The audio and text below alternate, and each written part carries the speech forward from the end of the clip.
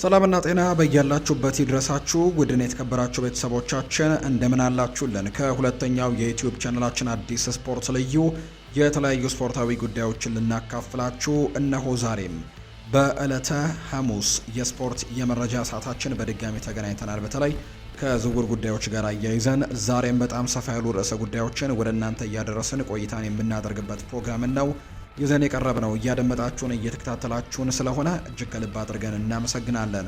ዛሬ የተለያዩ ርዕሰ ጉዳዮችን እናነሳለን። በተለይ ትልልቆቹን የአውሮፓ ክለቦች የተመለከቱ እጅግ በጣም በርከት ያሉ የዝውውር ጉዳዮች ከጠዋት ጀምሮ ሲሰሙ ነበር። ትልልቆቹ የአውሮፓ ሚዲያዎች በቀጣዩ የውድድር ዓመት ቡድኖች ራሳቸውን ለማጠናከር ምን አይነት እንቅስቃሴዎችን እያደረጉ ነው የሚሉትን ጉዳዮች በስፋት እየዳሰሱ ይገኛሉ። እነሱን መረጃዎች ነው እኛም ወደ እናንተ እያደረስን ቆይታን የምናደርገው። ታዲያ እናንተ ከኛ ጋር ስትቆዩ ሀሳብ አስተያየቶቻችሁን ኮሜንት ቦክስ ላይ እንድታጋሩን በአክብሮት እንጋብዛለን። እንዲሁ ቪዲዮአችንን ላይክ እያደረጋችሁት ቻናላችንንም ሰብስክራይብ እያደረጋችሁት ከኛ ጋር እንድትሆኑ የተለመደ ግብዣን ወደ እናንተ አቀርባለሁ። እስከ ፕሮግራማችን ፍጻሜ ድረስ አብራችሁኝ እንድትቆዩ በአክብሮት ጋበዝኩኝ። ከመሸጋገሪያ በኋላ እንገናኛለን። አብራችሁኝ ቆዩ።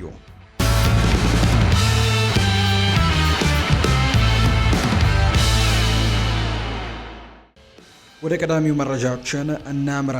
ሴርሂዮ ጉራይሲ በውድድር ዘመኑ መጨረሻም ከቦሩሲያ ዶርትመንድ ጋር የመለየት ፍላጎት ወይም የመልቀቅ ፍላጎት እንዳለው ስሙ እየተነሳ ነው። በርከት ያሉ የፕሪሚየር ሊግ ክለቦች የ30 ዓመቱን ተጫዋች ለማስፈረም ፍላጎት ያላቸው ሲሆን ዋጋውም 50 ሚሊዮን ዩሮ አካባቢ ሊሆን እንደሚችል እየተነገረ ነው።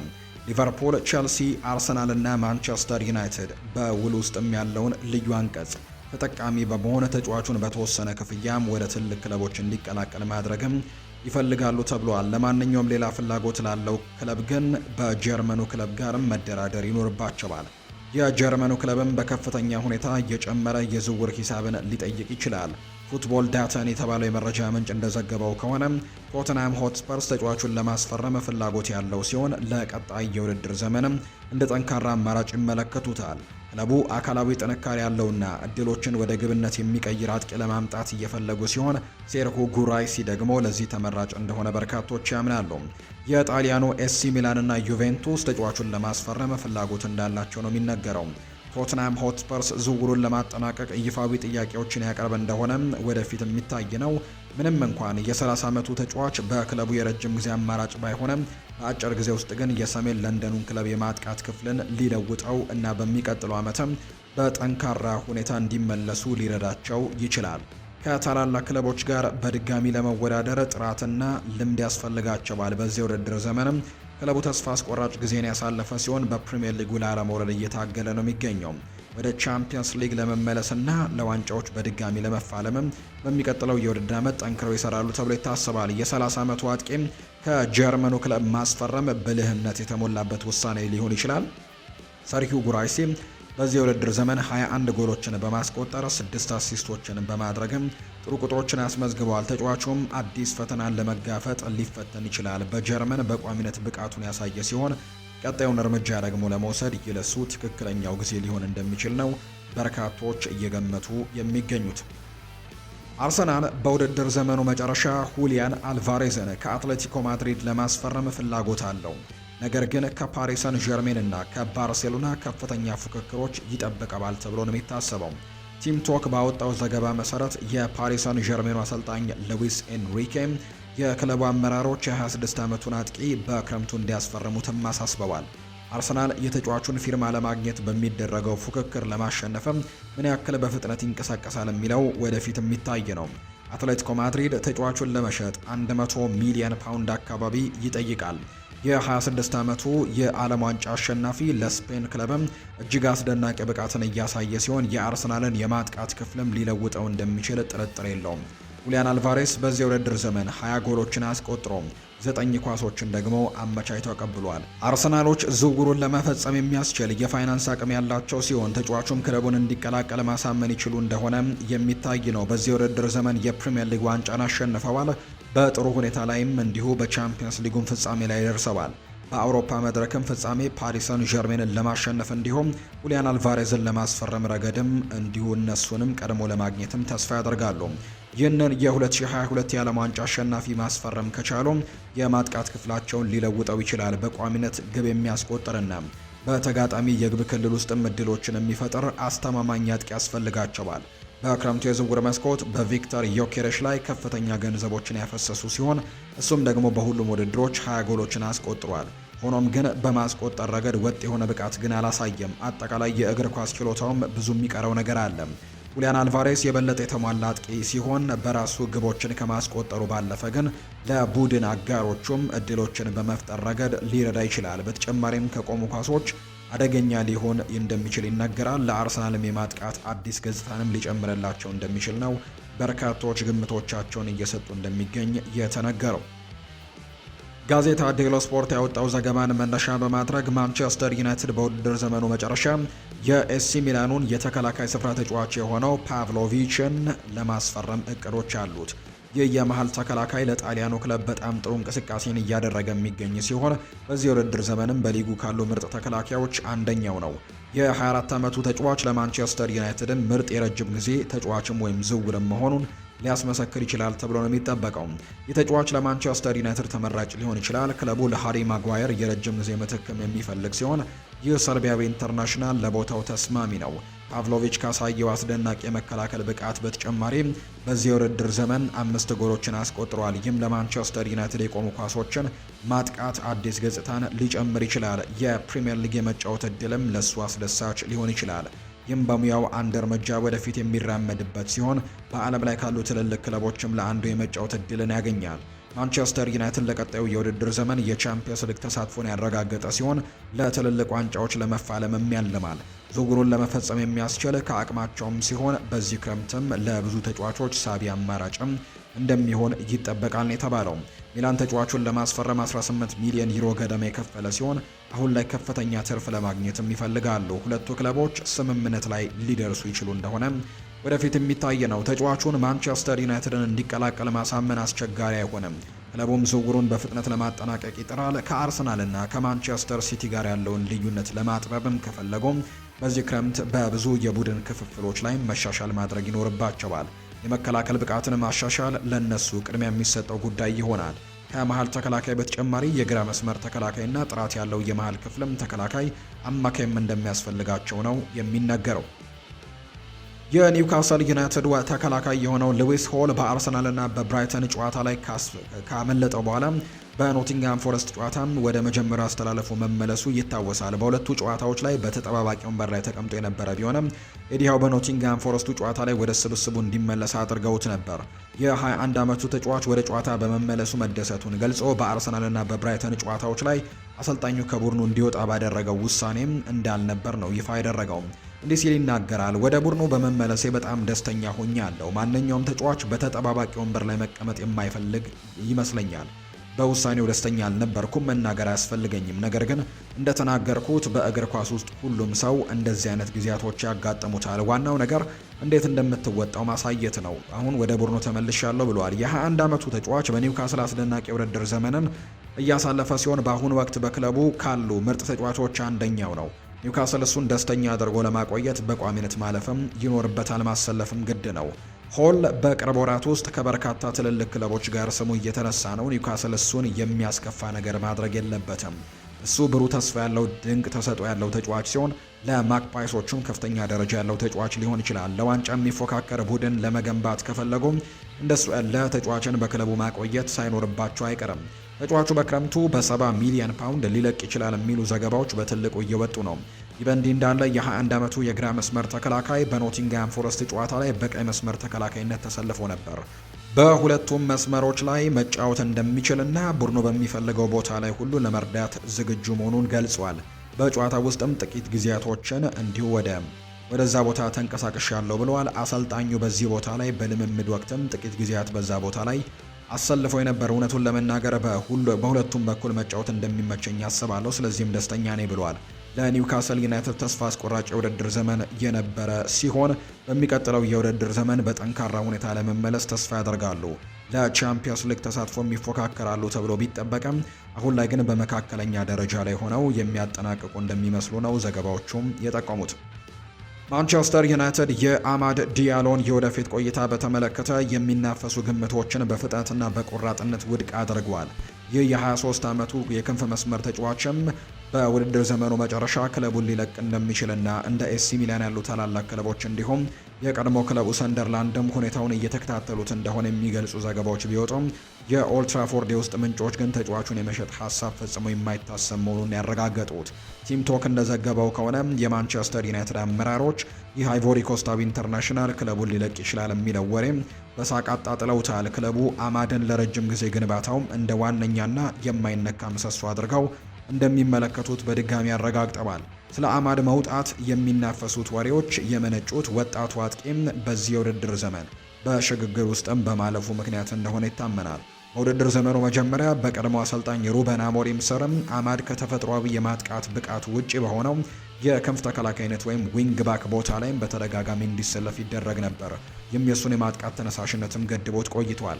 ይሁን እንጂ ጊዜያዊ አሰልጣኝ ማይክል ካሪክ መሾሙን ተከትሎ ሁኔታዎች ተቀይረዋል። ካሪክ ወዲያውኑ አማድን ወደሚመርጠው የአጥቂ መስመርን ቦታ አስጠግተው እያጫወቱት እንደሚገኙ ይታወቃል። ይህም ተጫዋቹን እጅግ ደስተኛ አድርጎታል። አማድ በጊዜያዊ አሰልጣኙ ስር በመስራቱም ከፍተኛ እርካታ እንዳለው በግል የገለጸ ሲሆን ካሪክም ቢሆን በበኩሉም የተጫዋቹን የስራ ተነሳሽነትና ጉልበት እንዲሁ ኳስ ሲኖርም ሆነ ሳይኖር ደግሞ ያለውን አመለካከትም በቅርቡ አድንቀውለታል።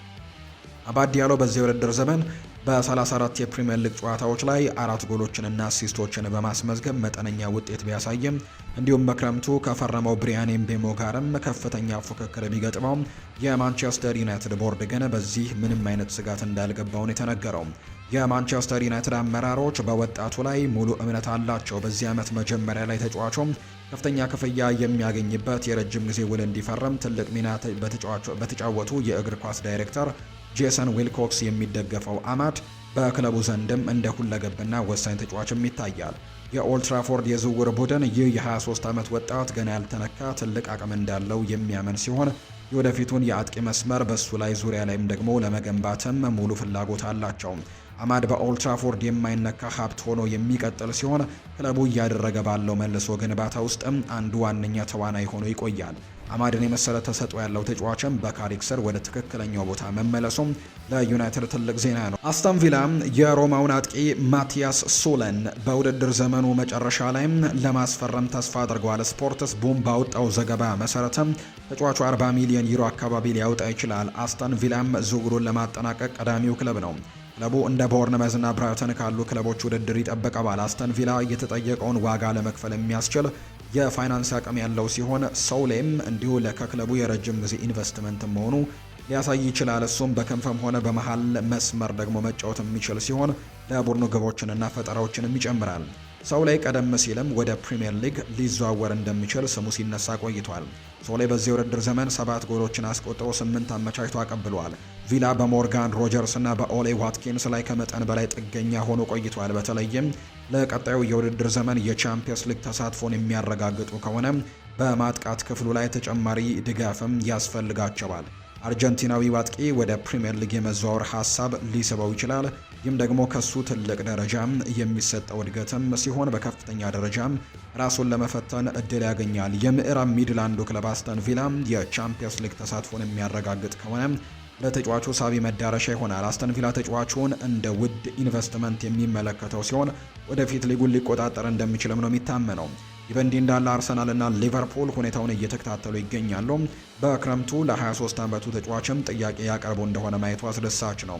አርሰናል በተጋጣሚ የግብ ክልል ውስጥ ተጨማሪ ጥራት የሚፈልግ ሲሆን እንደ ኖኒ ማንዱዌኬ ላሉ ተጫዋቾችም የተሻለ ምትክ ይፈልጋል። በሌላ በኩል ሊቨርፑል በክረምቱ ሞሐመድ ሳላህን ስለሚያጣም በክንፍ በኩል ተጨማሪ ብቃት ያስፈልገዋል።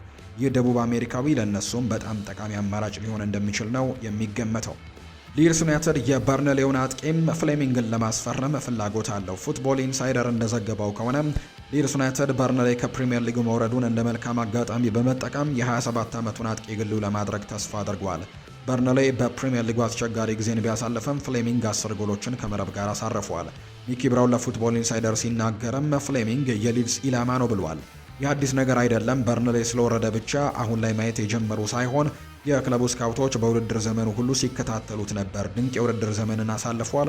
በፕሪሚየር ሊግም 10 ጎሎችን ማስቆጠር በቀላሉ የሚታይ አይደለም። ስለዚህም እሱን ሲከታተሉት ለነበሩ ክለቦችም ትልቅ ስሜትን ይፈጥራል። እሱ በሊድስ ዩናይትድ ምርጥ ዝውውር ሊሆን እንደሚችል ሊያስመሰክር ይችላል። ክለቡ በማጥቃት ክፍሉ ላይ ተጨማሪ ጥራትና አማራጮችንም የሚፈልግ ሲሆን የ27 ዓመቱ ተጫዋችም እነሱን የመቀላቀል ሀሳብ ሊስበው ይችላል። በሚቀጥለው የውድድር ዘመን በሁለተኛ ዲቪዚየን ወይም ሻምፒዮንሺፕ መጫወት የማይፈልግ ሲሆን ሊድስ ዩናይትድ በድጋሚ በፕሪሚየር ሊግ እንዲወዳደር መድረክ በማመቻቸት ላይ ይገኛሉ የተባለው እሱ በሙያው ከፍተኛ ደረጃ ላይ የሚገኝ በመሆኑ በከፍተኛ ሊግ መወዳደርም ይፈልጋል። ሊድስ ዩናይትድ ተጫዋቹን በተመጣጣኝ ዋጋ ለማስፈረም ተስፋ ያደርጋሉ።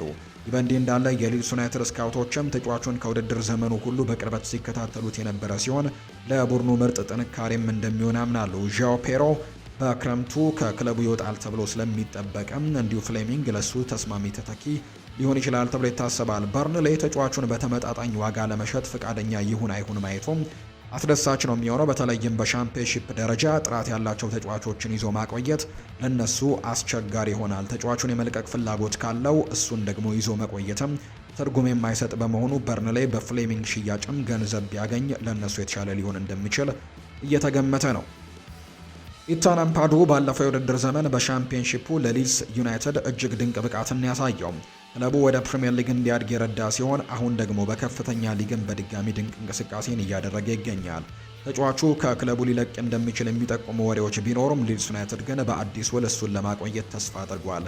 ዘ ሊድስ ፕረስ የተባለው የመረጃ ምንጭ እንዳወጣው ከሆነ ውድድር ዘመኑ እንደተጠናቀቀ ክለቡ ከተጫዋቹ ጋር ስለ አዲስ ውልም ንግግሮችን ይጀምራል ተብሎ ነው የሚጠበቀው። ይህ በእንዲህ እንዳለ የአትሌቲኩ አደም ክራፍትም ሊድስ ዩናይትዶች ተጫዋቹን ከዚህ የውድድር ዘመን በኋላም በክለቡ ማቆየት ከቻሉ ትልቅ ስራ እንደሰሩ እንደሚቆጠር ነው በመግለጽ ስለ ኮከቡ የወደፊት ቆይታም የሚወጡ ግምቶችን አባብሶታል። ክራፍት በኤክስ ገጹ ላይ እንዲህ ሲል ነበር የጻፈው። አንዳንድ የሊድስ ደጋፊዎች ላለመከፋት ሲል እንጂ ሊድስ ዩናይትዶች በዚህ ክረምት አምፓዱን ይዘው ማቆየት ከቻሉ በጣም ጎበዝ ናቸው ብዬ አስባለሁ። በጣም ወጥ የሆነ ብቃትም ያለው ተጫዋች ነው ሲልም የተናገረው። ሊድስ ዩናይትድ በፕሪሚየር ሊጉ በቋሚነት ከመቆየትም ከፈለጉ ምርጥ ተጫዋቾቻቸውን ይዘው መቆየት ይኖርባቸዋል። በክረምቱ ከምርጥ ተጫዋቾቻቸው አንዱን ለመሸጥም አቅሙ ሊኖራቸው አይገባም። አምፓዱ ለክለቡ የማይተካ ሀብት ሆኗል። ሊድስም እሱን በክለቡ እንዲቆይም ለማሳመን ያላቸውን አቅም በሙሉ ደግሞ መጠቀም ሳይኖርባቸው አይቀርም። ተጫዋቹ አሁን ባለው ውል ላይ 1 ዓመት ብቻ የቀረው ሲሆን ክለቡ ሁኔታውን በፍጥነት መፍታትም ይኖርበታል። በርካታ ክለቦችም ሁኔታውን በቅርበት እየተከታተሉት በመሆኑ በክረምቱ ጥያቄዎች ቢቀርቡለትም የሚያስደንቅ አይሆንም። ሊድስ በክረምቱ የዝውውር መስኮት በቡድን ውስጥም ያሉ ክፍተቶችን መሙላት ያለበት ቢሆንም ቁልፍ ተጫዋቾቻቸውን ይዞ መቆየትም እንዲሁ እኩል አስፈላጊ ነው። ደጋፊዎችም ምርጥ ተጫዋቾቻቸውን ከዚህ ውድድር ዘመን በኋላ በክለቡ እንዲቆዩ ይፈልጋሉ ተብሎ ነው የሚታሰበው። በአንፊልድ የአርኔ ስሎት ቆይታ አዲስና ስኬታማ ምዕራፍ ይከፍታል ተብሎ ቢጠበቅም የ2025-26 የውድድር ዘመን ግን በቡድን ውስጥ ባሉ አለመግባባቶችና በክለቡ ባህል መሸርሸር እየታወቀ ነው። ሊቨርፑል በሊጉ 19 ጨዋታዎችን ተሸንፎ ለቻምፒየንስ ሊግ ማለፍም በትልቁ እየታገለ ባለበት በዚህ ሰዓት ስሎት ከክለቡ ታዋቂ ተጫዋች መሐመድ ሳላ ጋር ያለው ግንኙነት መበላሸቱ ከፍተኛ ትችቶችንም እያስከተለበት ነው። በስሎትና በሳላ መካከል ያለው ቅራኔ የዘንድሮው የውድድር ዘመን መነጋገሪያ ነው። በታህሳስ ወር ላይ ለተከታታይ ወሳኝ ጨዋታዎች በተቀያሪ ወንበር ላይ እንዲቀመጥ መደረጉን ተከትሎ ሳላህ ክለቡ እንግዲህ እኔን አሳልፎ ሰጥቶኛል ሲልም በይፋ ተናግሮ ነበር። ስሎት ግን የቀድሞ አሰልጣኝ የነበረውን ሰዋዊ አቀራረብን በመጠቀም ሁኔታውን ከማርገብ ይልቅ ነገሩን አክርሮታል። ልዩነቱን ለማጥበብ ጥረት ከማድረግ ይልቅ ተጫዋቹን ራሱ ሊቀርበኝ ይገባል በሚልም አቋሙ ጸንቷል። በዚህ ምክንያትም ግብፃዊ ኮከብ ከኢንተር ሚላን ጋር ለነበረው የአውሮፓ ጨዋታም ከስብስቡ ውጭ የተደረገ ሲሆን ይህም በክለቡ ታሪክ ከፍተኛ ግብ አግቢ በሆነው ተጫዋች ላይ አሰልጣኙ መካከል ከፍተኛ ርቀትም እንዲፈጠር ያደረገ አጋጣሚ ነበር። የአመራር ስልት ልዩነቱ በቅርቡ ሳዲዮ ማኔ የተናገረው ታሪክን በግልጽ የሚያሳይ ነው። ማኔ በሪዮ ፈርዲናንድ ፖድካስት ላይ እንደተናገረው በአንድ ወቅት ከማንቸስተር ዩናይትድ ጋር ለነበረ ጨዋታ በክሎፕ ሳይሰለፍ በመቅረቱ ተጣልተው ነበር። በልምምድ ላይም ኳስ 2 ጊዜ በማበላሸቴ ምክንያት ለቀጣዩ ጨዋታ በቋሚነት አላሰለፍኩም። ጨዋታውን 4-0 አሸነፈን። እኔ ግን ክሎፕ ሊጨብጠኝ ሊመጣም እጄን ነፈኩት ሲልም ይናገራል። ነገር ግን በሚቀጥለው ቀን ደግመን ጓደኛ መሆን እንችላለን የሚል መልእክት ላከልኝ። ወደ ቢሮ ሄጄ ተነጋገርንና ሁሉንም ነገር ፈታ ነው ሲል ማኔ ይናገራል። ክሎፕ የቡድኑን አንድነት ለመጠበቅ ሲል ኩራቱን ትቶ ተጫዋቹን የመቅረብ ብቃቱን ትልቅ ማኔጅመንት ጥበብ ነበር። ይህ አይነቱ አካሄድ ግን አሁን ላለው አሰልጣኝ እንግዳ የሆነበት ይመስላል። ስሎት በቅርቡ በሰጠው ጋዜጣዊ መግለጫ በሳላህናም በሌሎች ተዘዋዋሪ ትችቶችን የሰነዘረ ይመስላል። ሳላህ ስለ ክለቡ ባህልና አቅጣጫ ያለውን ስጋት ከገለጸ በኋላ ስሎት ሲመለስም ደረጃዎች መጠበቅ ያለባቸው በጂም ውስጥ ብቻ ሳይሆን በሜዳ ላይም ጭምር ነው ብሏል። ይህንን ንግግር ክለቡ ሊለቅ ለተቃረበው አጥቂ የተሰነዘረ የግል ትችት ተደርጎ ነው የሚወሰደው። ከቸልሲ ጨዋታ በፊት በነበረ መግለጫ ላይም ደጋፊዎች በጂም ውስጥ ብቻ ሳይሆን በሜዳ ላይም አስፈላጊ ናቸው፣ ገባችሁ ወይ? እኔ ምንም ልናገር ተረዱኝ ሲልም ነው የተናገረው። የአሰልጣኙ ችግር ከሳላህም ባለፈ በሃርቪ ኤሊዮት አያያዝና ለወጣት ተጫዋቾች እድል በመስጠት ላይም ረገድ ላይም ትችቶች እየቀረበበት ነው። ስሎት እየተሳሳተ ያለው ነገር ቢኖር በክለቡ በደጋፊውና በተጫዋቾች መካከል ያለውን ሰዋዊ ትስስርን ማጥፋቱ ነው። ክለብ ተጫዋቾቹን ከስፖርተኝነታቸው ባለፈም እንደ ሰው ይመለከታቸው ነበር። ይህም ተጫዋቾች ለክለቡ ያላቸውን ሁሉ እንዲሰጡ ማድረጋቸውን የተነገረው። የስሎት ራቅ ያለና በቴክኒክ ላይ ብቻ ያተኮረ አቀራረብ ያንን ትስስር የበጠሰው ይመስላል። የታክቲክ እውቀት የተጫዋቾችን ልብ ማሸነፍ ካልቻለ ዋጋ የለውም። ክሎፕ ሊቨርፑልን እንደ ቤተሰብ ገነባው። ስሎት ግን ክለቡን እንደ አንድ የመንግስት መስሪያ ቤት እየመራው ይገኛል። ይህም በቡድኑ ውጤት ላይም በግልጽ እየታየ ነው። ይህ ዘገባ በሊቨርፑል ቤት ውስጥም ያለው ሁኔታን ምን ያክል አሳሳቢ እንደሆነ የሚያሳይ ነው። በተለይ ክሎፕ የነበረው አይነት ተጫዋቾችን የመያዝ ጥበብም አሁን ላይ በክለቡ ያጠፋ እንደሚመስል ነው ዘገባዎቹ እየጠቆሙ የሚገኙት። ውድና የተከበራችሁ ቤተሰቦቻችን ከሁለተኛው የዩቲዩብ ቻናላችን አዲስ ስፖርት ልዩ ለዛሬ ያዝንላችሁ አዲስ ስፖርታዊ ጉዳዮቻችን እነዚህን ነበር የሚመስሉት። ቆይታችሁን ከኛ ጋር ስላደረጋችሁ እጅግ ከልብ አድርገን ነው የምናመሰግናችሁ። ፏድ ባህሩ የዛሬውን ፕሮግራም እየመራው ከእናንተ ጋር ቆይታን አድርጌያለሁ። የዝውውር ጉዳዮችን ያነሳንበት የዛሬ ፕሮግራማችን ይህን ይመስል ነበር። በቀጣይ ፕሮግራሞቻችን በድጋሚ እንገናኛለን። መልካም ጊዜ እንዲሆንላችሁም በአክብሮት ተመኘው።